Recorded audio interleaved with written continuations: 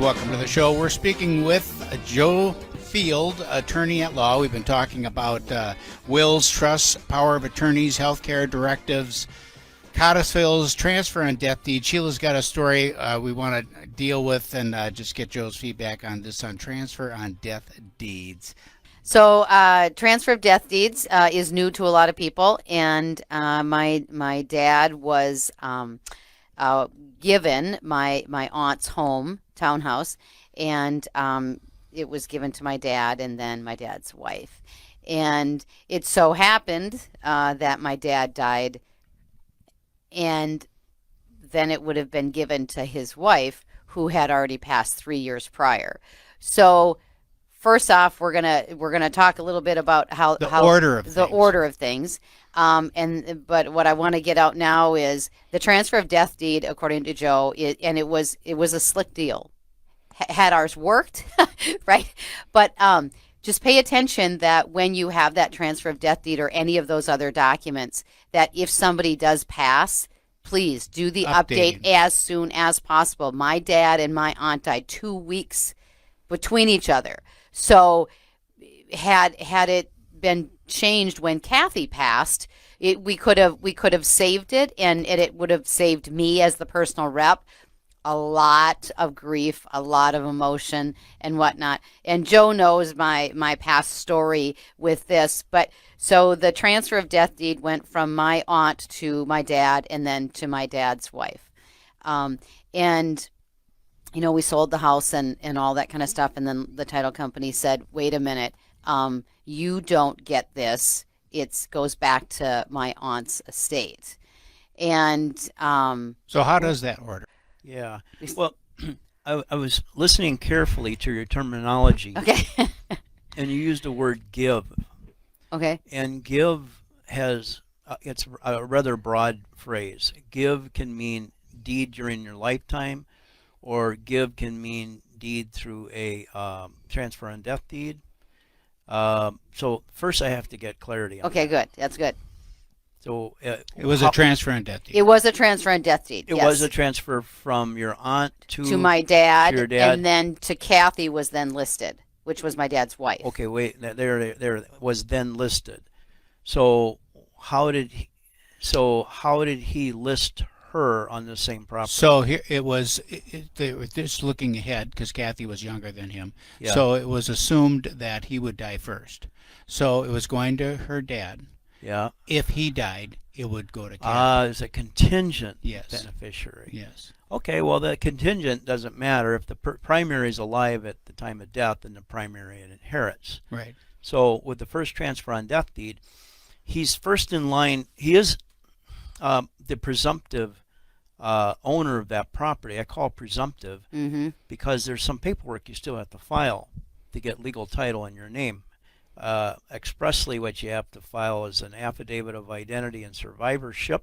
It's a specific one to transfer on death deeds. It's not the general one that you use when husband and wife's, one of them die and they're joint. Okay.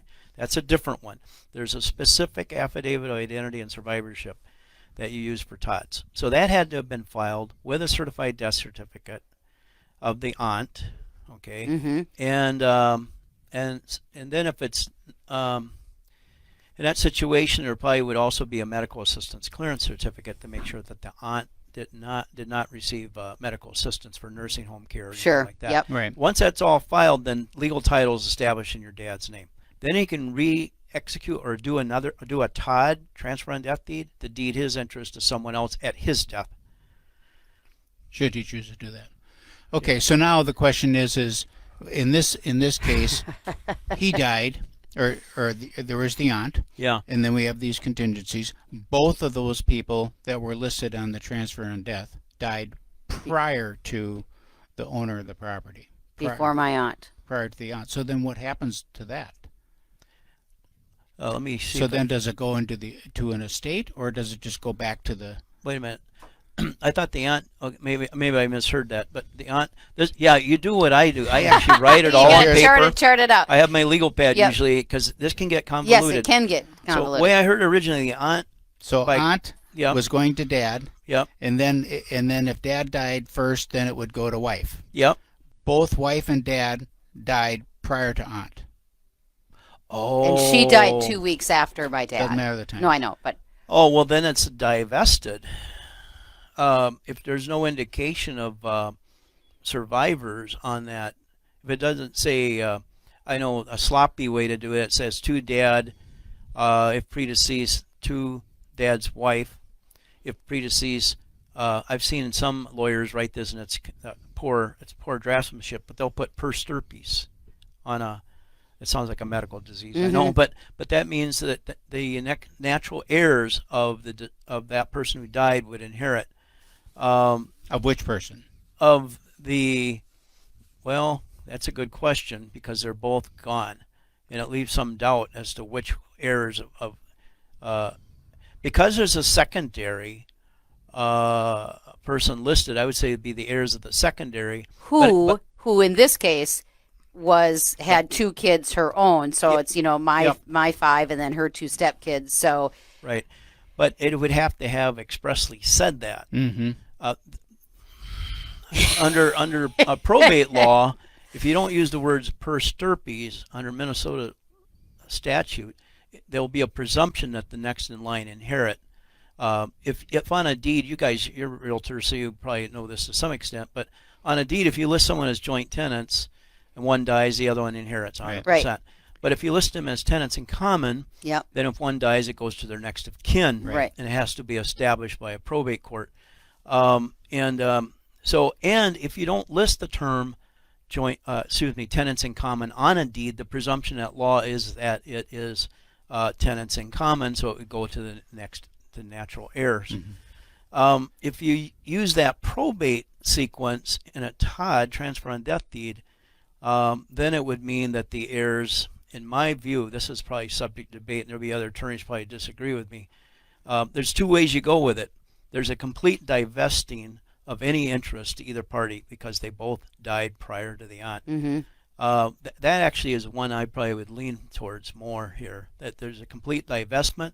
The transfer on death deed fails. Yes. Now it goes to my aunt's estate. Yep. And that's what And happened. that's what happened. That didn't happen at first, though, Ah. because we opened, the attorney we were dealing with said, okay, we have to open wife's estate, and they basically reopened that, made me the personal rep or the signee of that. Yeah. And then we got to a week before the closing, and the title company said, no, there's never been a case like this in Minnesota. And so I can see that. looks right, looks at it the way you looked at it and said, this goes back to the estate. So I have us siblings have no right to this property. I have no right to sell this property. Yes. So then we had to give it back. Yes. With that being said, and I can't tell people enough that to keep on top of these documents, because it did wreak a little bit of havoc in the family, right? So my aunt's siblings said to me, we should get this back. And now I have 7 siblings that I have to go to, and not all 7 agree to give it back. So now there's created this tension between the rest of the aunts what do you mean, and uncles. give it back? They received title? Well, my aunts came to me and said, listen, Dad's no longer here. Kathy's no longer here. Will you guys, because at that time we thought I had control over it. Dad's estate at that time we thought had control over it. So early on they said, really the right thing is to give us the property back to my aunt's siblings. Mm-hmm. And so I went to my siblings and They said, "No way, there were Jose." right. So it's all or nothing. Either 7 had to agree, or so I couldn't give 1/7 back to them. Yeah, no, Yep. I get that. Yep. It's And- it's a and marketable so- title. More, you just transfer death deed is good. It's good. Stay on top of it. Oh yeah, for the most part it works very well. But when you have multiple beneficiaries, trouble. occurs. Trouble always. Yeah, right. Joe, thank you. Yep. Thank you right. so much. Yep.